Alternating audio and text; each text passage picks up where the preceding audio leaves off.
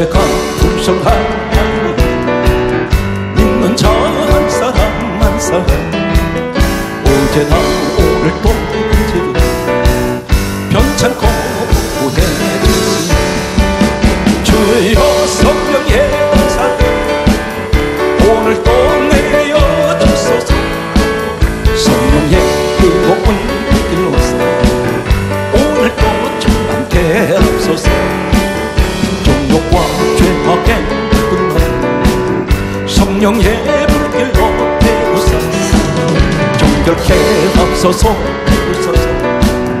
깨끗게 하여 주소서 할렐루야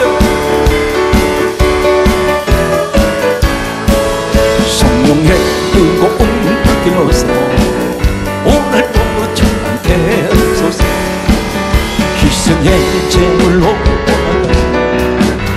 우리 주 예수님이시여 구속의 은혜를 내리사 오늘도 구원해주소서 주여 성령의 은사 오늘도 내려주소서 성령의 뜨거운 불로서 오늘도 충만케 하소서 주님의 기쁘신 은혜만 세상에 널리 전하리라 하늘의 능력과 권세로서 오늘도 입혀주소서 주여 성령의 은사 오늘도 내려주소서 성령의 뜨거운 불길로서 오늘도 충만케 하소서 아버지가 장미꽃같이 핀 것을 볼 때에 구속함의 노래 부르며 거룩한 길 달리니 거기 거룩한 그 길에 금은 구름 없으니 낙과 같이 날고 거룩한 길 달리니 하나님의 아름다움과 그의 영광 볼 때에 모든 괴로움 잊어버리고 거룩한 길 달리니 거기 거룩한 그 길에 금은 구름 없으니 낙과 같이 날고 거룩한 길 달리니 마른 땅에 샘물 터지고 사막의 밑에 눈으로 찬송 부르며 거룩한 길 달리니 거기 거룩한 그 길에 금은 구름 없으니 낙과 같이 날고 거룩한 길 달리니 거기 악한 짐승 없으니 두려울 것도 없네 기쁨으로 노래 부르며 거룩한 길 달리니 거기 거룩한 그 길에 금은 구름 없으니 낙과 같이 날고 거룩한 길 달리니 거기 죄는 전혀 없으니 거룩한 자들이라 주가 주신 멸류관 쓰고 거룩한 길 달리니 거기 거룩한 그 길에 금은 구름 없으니 낙과 같이 날고 거룩한 길 달리니 생명의 주님 멸류관 받으시옵소서 나 위에 쓰신 가시관 나 기억합니다 모기새만의 기도이 늘 기도하게 하시고 그 십자가의 은혜 날 인도하소서 누군 내게도 보이시옵소서. 잠드신 공안 천사 굳게 지키었네. 겟세마네 기도를 기억하게 하시고 그 시작하게 날 인도하소서. 나는 낮춘 새벽에 주께로 옵니다. 빈 것 내게 보이사 날 가르치소서. 겟세마네 기도를 기억하게 하시고 그 시작하게 날 인도하소서. 왜 정든 마음이 밤하셨나이다. 나도 나의 시간 감당케 하소서. 겟세마네 기도를 기억하게 하시고 그 시작하게 날 인도하소서. 이 땅에 자녀를 둔 모든 부모님들은 아이가 나이가 어리든 장성해서 출가를 해서 나이가 몇 살이든 상관없이 부모님의 마음속에는 항상 이 자녀에 대한 염려로 늘 마음을 내려놓지를 못합니다. 항상 마음이 이 아이에게 가 있습니다. 그 자녀가 어디 있든 늘 관심이 그쪽에 가 있습니다. 부모님들께 이렇게 질문을 합니다. 자녀를 둔 부모님에게 묻기를 소원이 무엇입니까? 물으면 제 소원은 내 자녀들이 잘 되는 것입니다. 한결같이 대개가 이렇게 자녀에 대한 소원을 가장 먼저 말합니다. 그런데 시대가 점점 말세를 향하여 가고 있는 이때에는 청소년 범죄는 날로 증가하고 있습니다. 온갖 범죄가 사람의 상식을 초월해버리는 지능적인 범죄들이 많이 사방에서 세계 처처에 계속해서 사건은 매일같이 일어나고 있습니다. 지금도 어디서인가는 범죄가 일어나고 있을 것입니다. 우리 예수님께서 마지막 때에 하시는 말씀 가운데 마지막 징조는 자녀가 부모를 죽이고 형제가 형제를 대적하고 그리고 원수가 집안에 있다 그랬습니다. 이상한 이야기 같지만 지금 현실 돌아보면 가장 원수가 누구냐면 집안 식구라는 것입니다. 갑자기 순식간에 돌변할 수가 있습니다. 부부가 잠시 전까지만 해도 그렇게 행복하게 오랜 동안의 연애 생활을 지나서 가정을 가지고 있다가 한순간에 남남으로 돌아서는 이러한 이혼 사례들이 비일비재하고 있습니다. 날로 증가합니다. 왜 그럴까요? 그리고 그들은 때로는 법정에 있어서 세상에 그런 원수가 없습니다. 삿대질을 하고 온갖 모욕을 다하고 비방을 서로 거침없이 쏟아내고 있습니다. 이런 때에 예수님께서 누가복음 23장 28절에 예수님 십자가를 이제 지고 가시는데 뒤에 많은 여인들이 따라오면서 계속 울고 있습니다. 그때 예수님께서 이 여인들을 돌아보시면서 하시는 말씀이 나를 위해서 울지 말고 너희와 너희 자녀를 위하여 울으라 그렇게 말씀합니다.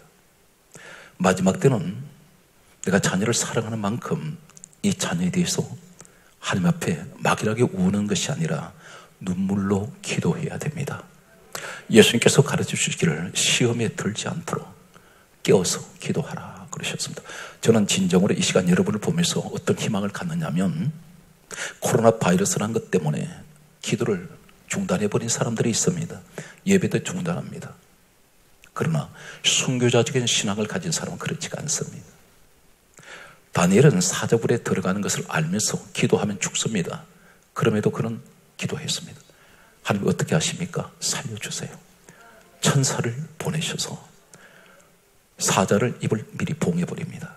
오늘 이 시간도 여러분의 기도를 통하여, 예배를 통해서 하나님은 우리 민족과 한국교회, 그리고 여러분이 섬기는 교회, 그리고 여러분 가정에 이런 다니엘 같은 축복이 있기 바랍니다. 성경 말씀을 오늘 소개합니다. 가정의 달입니다.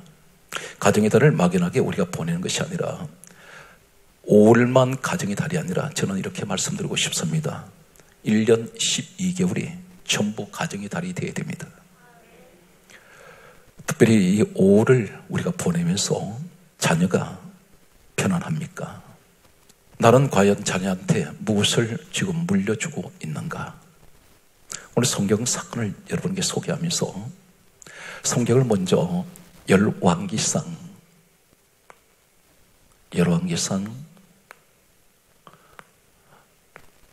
15장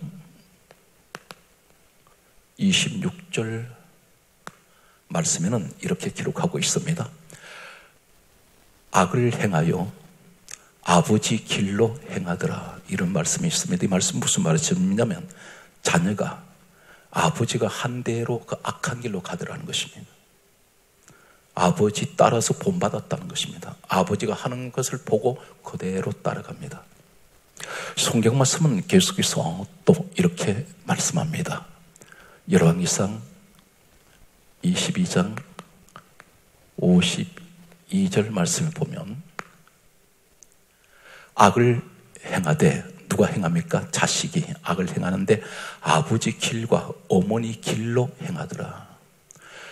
이 자녀는 맨날 눈 뜨면 보고 배우는 것이 아버지가 하는 행동, 어머니가 하는 행동 그대로 배웠습니다. 아이들에게 최고의 스승이 누구인지 아십니까? 바로 그 아버지와 어머니입니다. 밤낮 없이 같이 생활하고 있기 때문에 보고 배우는 것은 아버지, 어머니의 생활을 통해서 배웁니다. 공부 많이 시켰으니까 저 아이 훌륭하게 될 거야. 사회적으로 출세할 수는 있습니다. 그러나 인성이 땅에 떨어진 사람이 있습니다. 부모를 갖다 버리는 사람이 있습니다. 출세하면 나한테 잘할 것이다, 부모에게 효도할 것이다, 그런 사람이 있을 것입니다. 그러나 그렇지 않은 사람도 있다는 것입니다.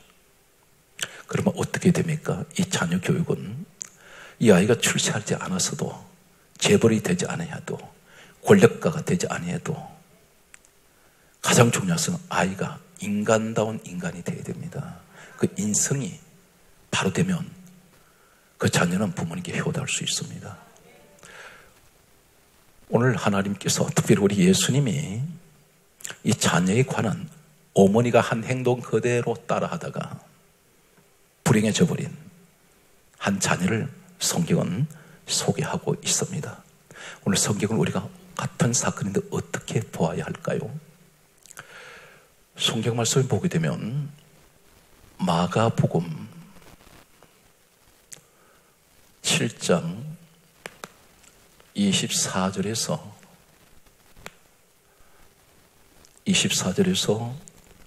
30절 말씀을 보면, 여러분이 지금까지 신앙생활 하시면서 이 본문 말씀은 한두 번 들으신 적이 있을 것입니다. 그런데 오늘 조금 충격적인 내용을 들으실 것입니다. 가난한 여자가 귀신 들린 딸을 고쳐달라고 예수님 앞에 나온 사건입니다. 그런데 이 사건 앞에 연속적으로 무엇을 기록하고 계시냐면, 마가복음 7장 2절에서 23절까지 내용은 24절에 귀신 들린 딸 고쳐달라고 하는 가난한 여자의 이 사건이 시작되기 전에 이 앞에 무슨 내용이 7장 2절에서 23절에 기록되느냐면, 손을 씻지 아니하고 떡을 먹는 것은 부정하다, 더러운 것이라고 하는 이 이야기가 상당한 내용으로 전개되고 있습니다. 한마디로 말해서 더러운 이 이야기를 하고 있습니다. 그런데 예수님께서 하시는 말씀이 20절에 다음 같은 말씀을 합니다. 사람이 손을 씻지 않고 떡을 먹는 것이 더러운 것이 아니라 사람의 속에서 나오는 그것이 사람을 더럽게 하느니라. 오늘 이 내용은 한마디로 더러운 이야기입니다. 그러면 손 씻는 사건으로부터 시작해서 이 가나안 여인의 귀신 들린 딸 이야기가 연결되는데, 여기 보게 되면 귀신 들린 딸 이야기가 전개되면서 25절에 이 귀신 들린 딸을 이렇게 말합니다. 더러운 귀신 들렸다 했습니다. 귀신은 한마디로 말해서 더러운 것을 좋아한다는 것입니다.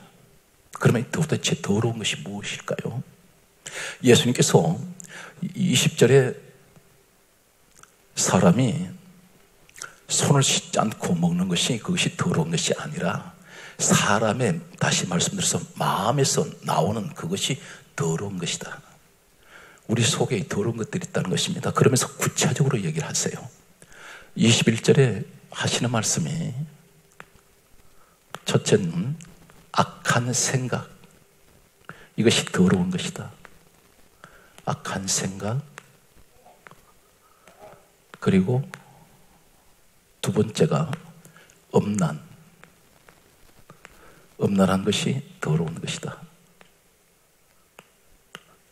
세 번째가 도둑질하는 것이 더러운 것이라고 하셨습니다. 도둑질. 그 다음에 네 번째가 살인. 이 말씀은 오늘 마가복음 7장 21절에 기록되고 있습니다. 살인. 그리고 간음.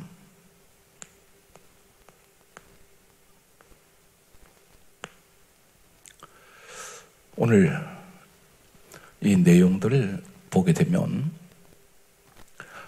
예수님이 지금 말씀하신 13가지가 기록됩니다. 21절에 그 속에서 나오는 게 더러운 것들이 이런 것이야 구체적으로 얘기하시는데, 여기서 다음에 말씀하시는 것이 탐욕이에요. 탐욕. 그리고 악독.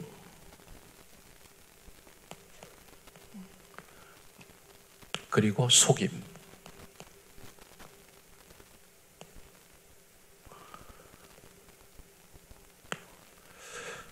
악독한 것, 속이는 것.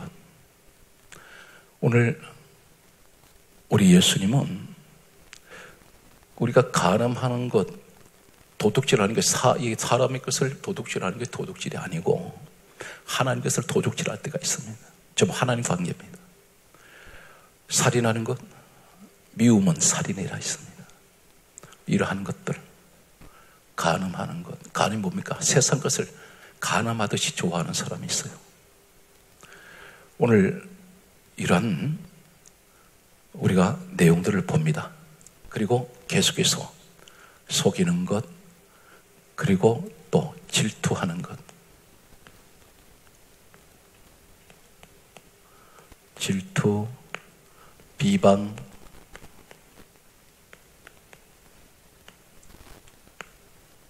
여기는 엄탕이 나옵니다.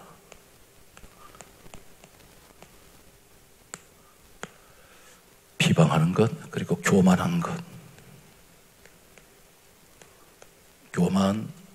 13번째가 우매함.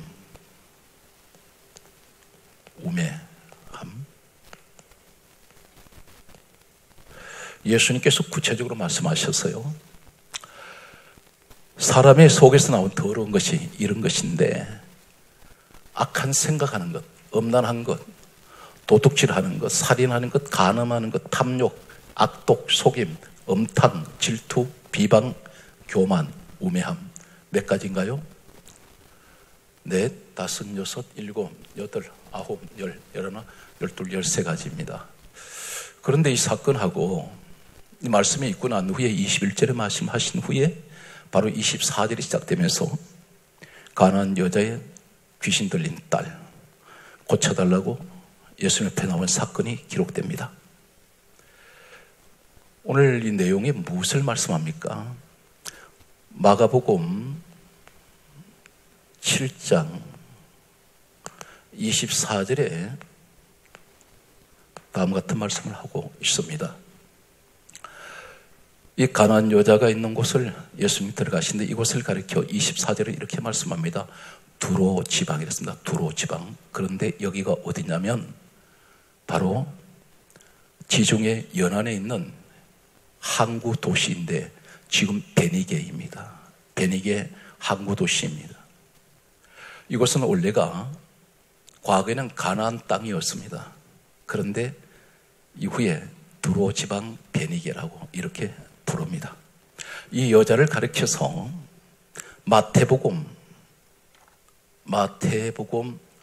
15장 참고로 말씀드리면 22절에 가난한 여자라고 있습니다. 가난한 여자로 부르는 내용이 바로 이 지역의 본래 옛 이름이 가난이었습니다. 그래서 가난한 여자라고 이렇게 부르고 있습니다. 마가복음 7장 24절에 두로 지방으로 들어가서 그곳에 베니게 항구 도시인 이곳으로 예수님께서 가셨습니다. 이곳은 바로 이방 지역입니다. 그런데 그곳에 가시는데 이 도시의 배경을 잠깐 소개합니다. 2000년 전에 고대 역사 문헌을 보면 다음 같은 내용들이 역사 속에 기록되어 있는 것들을 보게 됩니다. 이곳은 주로 가장 그 당시에 이 발달했던 산업이 어떤 산업이냐면 조선 산업입니다. 조선 산업. 다시 말씀드려 배를 만드는 조선소가 있었습니다. 대단히 이곳은 많은 배들을, 크고 작은 배들을 많이 만드는 곳이었습니다. 그리고 또 유명한 것은 염색이 유명했습니다. 염색 산업이 대단히 유명한 곳입니다. 지금도 베니게 도시에 가면 2000년 전에부터 계속되어 내려오는 이 염색 기술이 탁월한 기술을 가지고 있습니다.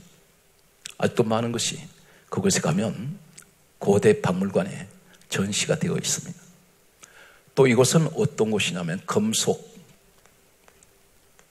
공예가 발달한 곳입니다. 주로 금을 가지고 여러 가지 형상을 만들어내는, 그래서 지금도 이 베니게 지역은 이 금을 가지고 세공하는 대단한 세계적인 기술을 많은 사람들이, 장인들이 그곳에 있습니다.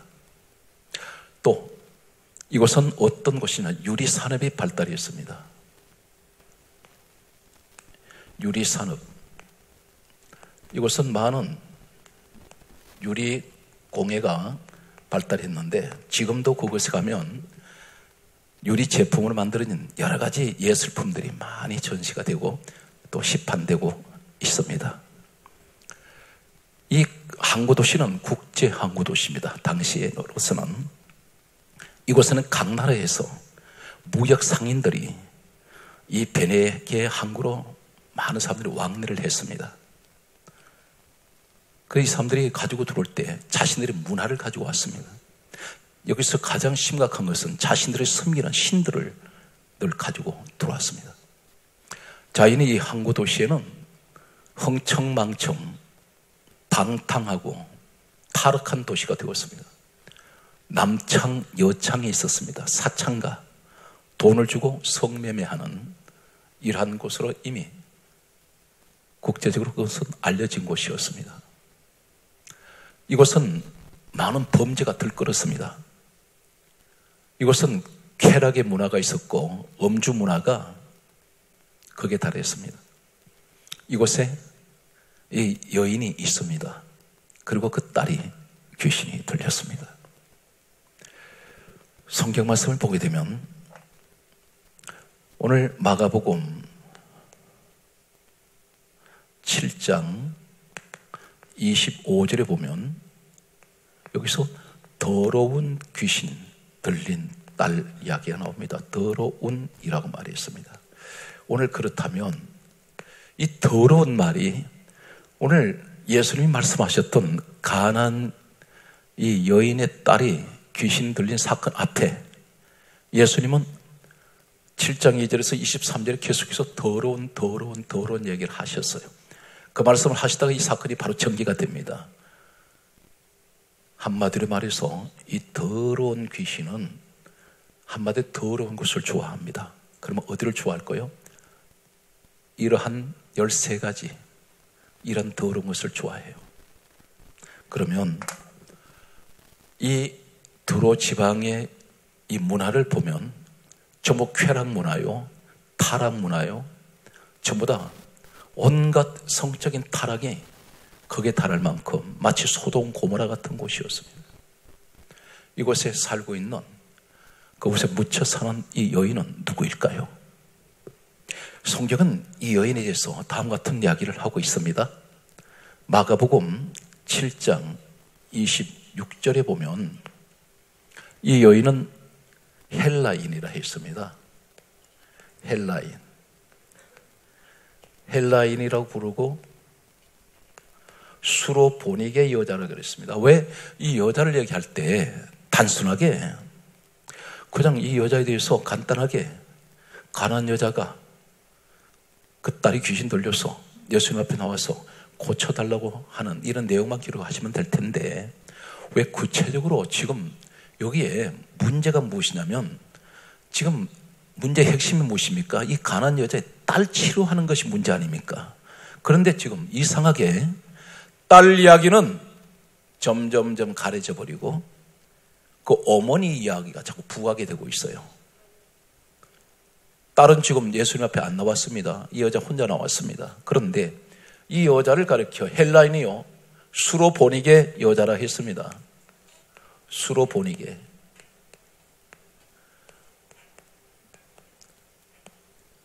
이 내용은 무엇을 얘기를 하냐면 지금 실질적으로 문제는 이 여자의 딸 이야기인데 지금 실제로 대화는 주체가 누가 되어버리냐면 예수님과 이 귀신 들린 딸 어머니하고 대화가 되는 거예요.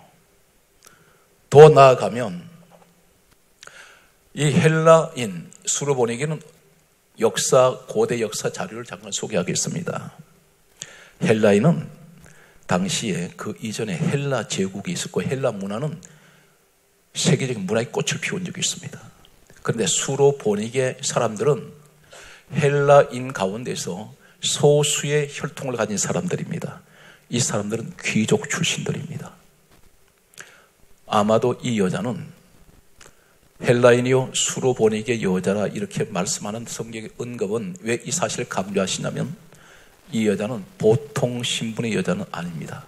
그런데 불행히도 그 딸이 귀신 들렸습니다.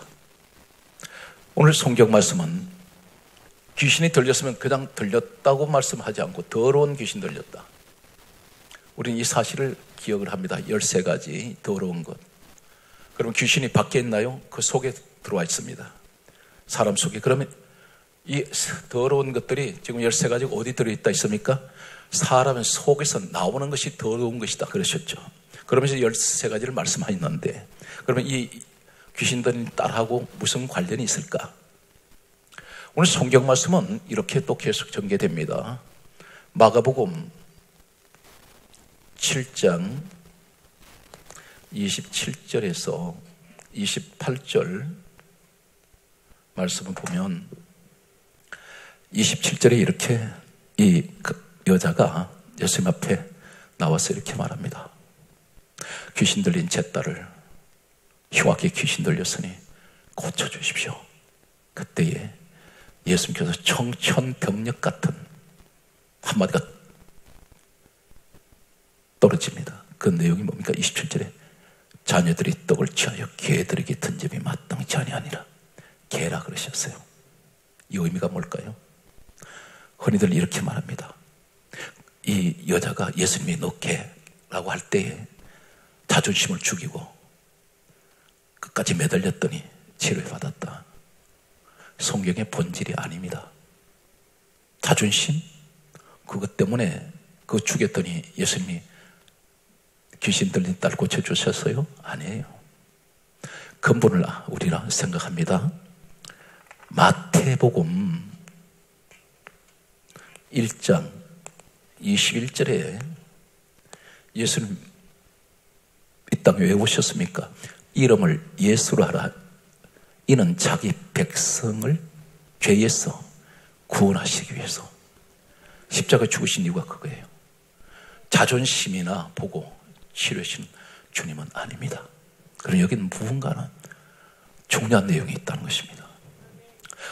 너 개야 이렇게 하실 때 또 이렇게 우리 말하죠. 이방인들을 당시의 사람들은 유대인들은 이방인들을 개라고 취급을 했는데 개같이 보았다. 그래서 너 이방인이야.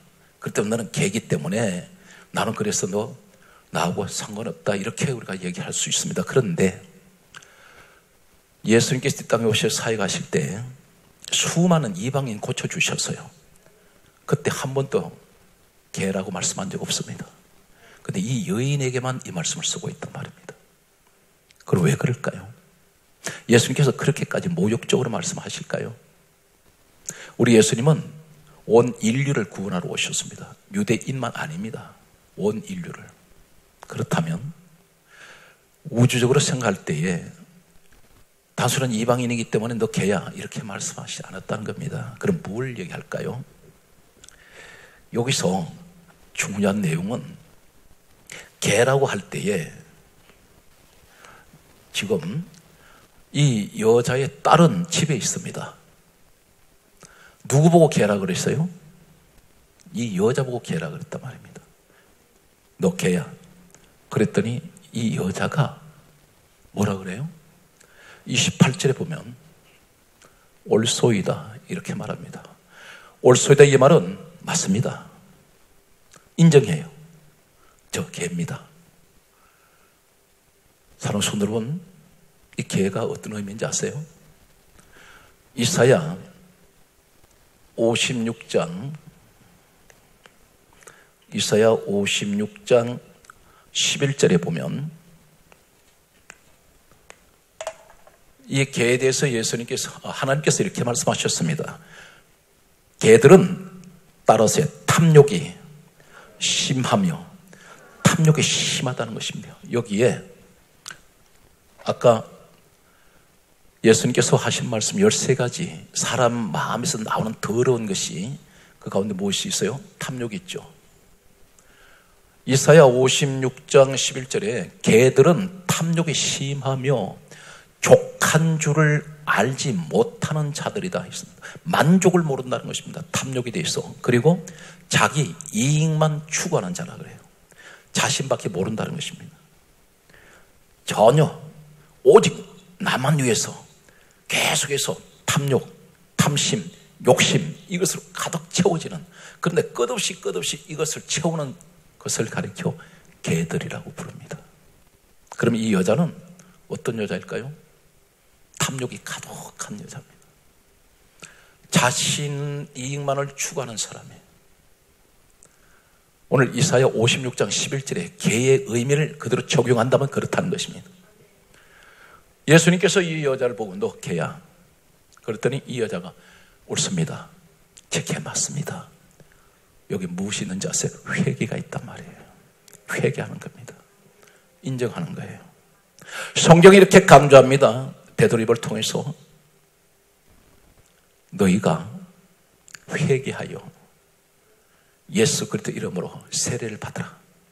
그래야하면 죄 사함을 받으리니 그리하면 성령을 선물로 주시리라. 이 말씀을 사도행전 2장에 38절에 말씀하고 있습니다. 무슨 말입니까? 첫째가 회개가 오면 죄 사함이 오고 죄 사함이 오면 성령이 임하신다는 거예요.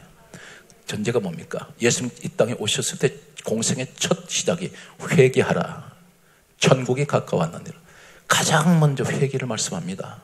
오늘 그렇다면 이 여자는 이 13가지 속에 묻혀 사는 여자입니다. 그런데 전자의 말씀드렸습니다. 열왕기상 15장 26절, 22장 52절에 자식이 악을 행하는 것이 그 아버지 길과 어머니의 길을 따라 행하더라는 거예요. 이 딸이 보부배움이 그밖에 없어. 이 베니게의 그 항구 도시의 타락한 문화에 젖어버렸습니다. 오늘 예수님께서 이 여자에게 넣게야 이렇게 하신 이유가 뭡니까? 너 때문이라는 겁니다. 네가 그렇게 만들었다. 이 여자가 대신 회개하잖아요. 올소이다. 저는 개 맞습니다. 그러나 개들도 제 주인의 상에서 떨어지는 부스러기를 먹습니다. 이 여자가 예수님을 그 전에 알았을까요? 몰랐습니다. 마가복음 7장 25절에 보면 따라서요. 예수의 소문을 듣고 이 여자는 그대로 방치했으면, 예수를 못 만났으면 자신뿐 아니라 자신의 딸은 이 땅에서 불행하게 인생을 마쳐야 하는 사람들입니다. 그런데 아마 이 여자는 세상 온갖 방법으로 자신의 딸을 문제를 해결하려고 아마 별별 방법 다 쓰는지 모릅니다. 그런데 예수의 소문 들었다는 것이 뭡니까? 복음이에요. 소문은 말씀을 들었다는 것입니다. 이 예수 소문은 이 여인을 어떻게 했습니까? 그를 구원했습니다. 예수의 소문 들었더니 이 여자가 생명이 주어져요. 예수 말씀 소문 들었더니 자식이 살아요. 가장 중요한 것은 주님 앞에 나와야 합니다. 그래서 우리는 이 시간에 어떻게 해야 됩니까? 주여, 제 자녀 문제가 이 아이에게 있는 문제가 아니라 내게 이 문제가 있었습니다. 내가 이 아이를 평소에 보여주던 모습이 이 아이에게 내가 그렇게 비춰줘서 이 아이가 하나님 그렇게 지금도 어그러진 길로 가고 있습니다. 주님 앞에 누가 대신 나와야 돼요? 자녀가 아니에요. 부모님이 나와야 돼요. 오늘 딸 데리고 안 나왔습니다. 어머니가 나와서 주님이 넣게야. 그랬더니 맞습니다. 틀림없습니다. 저 맞습니다. 옳습니다. 저 개 맞습니다. 여기에서 보는 거 저는 탐욕적으로 살았습니다. 저 자신은 이 자신의 이익만을 위해서 살았습니다. 나는 족한 줄 모르고 살았습니다. 어쩌면 이 여자는 이 두로 지방 베니게의 이 타락한 문화에 젖어서 살면서 이 아이한테서 이것이 무엇입니까? 귀신이 더러운 것을 좋아하는데 결국은 이러한 것에 잡힐 때에 귀신은 그 사람을 잡더라는 것입니다. 오늘 성경 말씀은 이렇게 기록합니다. 요한복음 13장 2절에 보면 사단 마귀 귀신이란 존재는 같은 무리들입니다. 성경이 이렇게 강조합니다. 예수님을 은삼십에 팔려고 했던 자가 가룟 유다인데 그것을 배후에서 누가 시켰어요? 성경 강조합니다. 마귀가 가룟 유다에게 예수를 팔려는 생각을 넣었더니 부정한 생각을 누가 집어넣습니까? 사탄 마귀가. 그래서 더러운 곳에 가면 반드시 더러운 귀신은 틈탑니다. 이때에 오늘 성경은 놀랍게도 마가복음 7장 29절에 우리 예수님께서 한마디를 말씀하세요. 마가복음 7장 29절에 뭐라 말씀합니까? 이 말을 하였으니 돌아가라. 귀신이 너 딸에게서 나갔느니라 그랬어요. 아니 이 말을 했다는데 이 말이 뭘까요? 바로 29절에 이 가난한 여자가 이 말을 했으니 돌아가라. 귀신이 너 딸에게서 나갔다. 예수님 보시지 않고 말씀하세요. 오늘 사람 손들면 이 말씀만 오늘 믿어진다면 내게 나를 통해서 주신 이 자녀가 지금 어느 곳에 있든지 그 아이가 문제가 해결됩니다. 그게 바로 뭐예요? 바로 27절에서 28절에 이어지는 말씀이 무슨 말씀입니까? 개 이야기입니다. 28절에 이 여자가 뭐래요? 주여 옳습니다. 제가 개 맞습니다. 그런데 개들도 제 주인의 상에서 떨어지는 부스러기 먹습니다. 나는 회개합니다. 옳습니다만 인정하는 거예요. 회개하는 겁니다. 자백하는 겁니다. 주님께서 불쌍하게 보십니다. 그래서 이 여자가 이 말할 때에 주님 하신 말씀이 이 말을 하였으니, 이 말을 하였으니 무슨 얘기입니까? 너 회개했으니, 회개했으니. 너 자존심 죽였으니, 아니에요. 죄의 문제를 내가 회개하고 주님 앞에 무릎을 꿇고 엎드릴 때에 돌아갔더니 자녀가 이미 이 딸이 치료가 되어버립니다. 오늘 사랑하는 성도는 여러분이 그 주인공인 것을 믿습니까? 그래서 성경은 뭐라고 말씀하세요? 골로새서 3장 5절에서 6절에 탐심은 우상 숭배니라. 이것들로 말미암아 하나님의 진노가 임하느니라.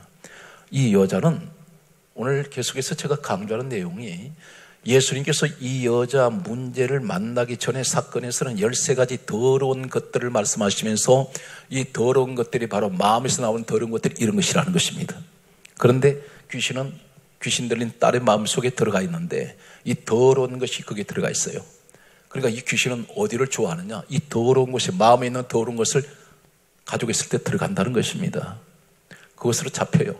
그런데 주님 앞에 나와서 자신이 더러운 지금까지 타락한 문화 속에서 내가 죄를 지었던 것 대신 회개하면서 어머니가 보여준 것은 이 자녀한테 배운 건 어머니 하는 행동 그대로 보았는데 그것이 전부 다 더러운 모습들을 보고 있다는 것입니다.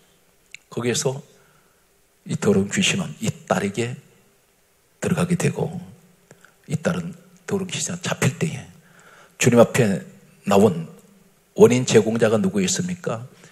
어머니가 나와서 대신 회개하고 내가 그러한 개 같은 생활 속에 내가 살아왔습니다. 내가 옳습니다. 자신이 고백하니까 우리 주님이 그러세요. 돌아가라고. 너 이 말 했으니 돌아가라.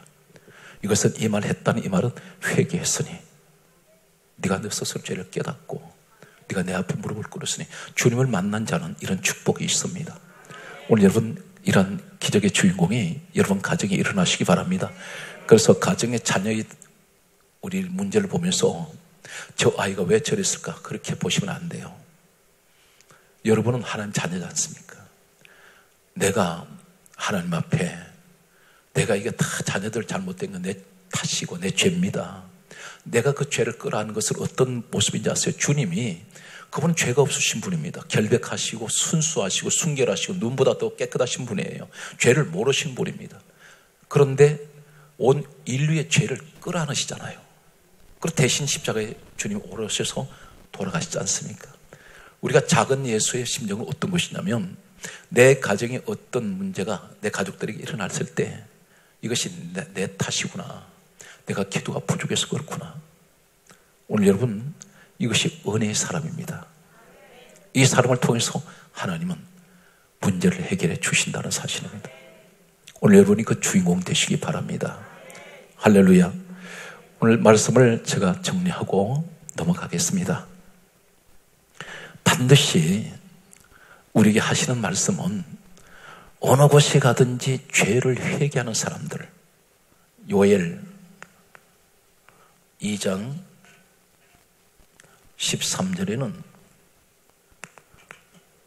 성경은 우리에게 말씀합니다.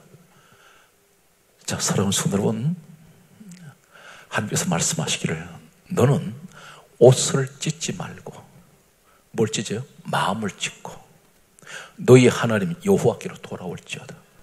그는 은혜로우시고 자비로우시고 인애가 크셔서 너에게 재앙을 내리려고 하시다가도 재앙을 내리시지 않는다 했습니다. 이 말씀 무슨 말인지 아세요? 옷을 찢지 말라 무슨 말씀이냐? 형식적인 그런 회개하지 마. 나는 너에게 마음을 찢기 원해. 옷을 찢는 건 누구나 다 봅니다. 옷을 찢으니까 저 사람 회개했구나. 이건 남한테 보이는 거예요. 하나님의 진정한 옷을 찢는 것이 아니라 마음을 찢는 회개를 하나님은 원하고 계신다는 것입니다. 우리는 코로나 바이러스를 이러한 모습을 이 시대에 참으로 어려운 이 시대의 모습을 보면서 우리는 어떻게 됩니까? 무조건 코로나 바이러스가 사라지게 해주세요 보다도 우리가 전제해야 될 것은 하나님, 민족이 지은 죄, 우리가 지은 죄 먼저 회개합니다. 우리가 회개 기도가 있어야 돼요. 그리고 다시 한번 하나님 우리에게 기회를 주십시오. 한국교회가 다시 일어나고 우리의 민족이 다시 일어나는, 하나님께서 가장 기뻐하시는 우리 민족 한국교회, 우리 가정 되길 원합니다. 오늘 사랑하는 성도들은 오늘 이 자리가 그런 기적의 현장이 되시기를 예수 그리스도 이름으로 축복합니다.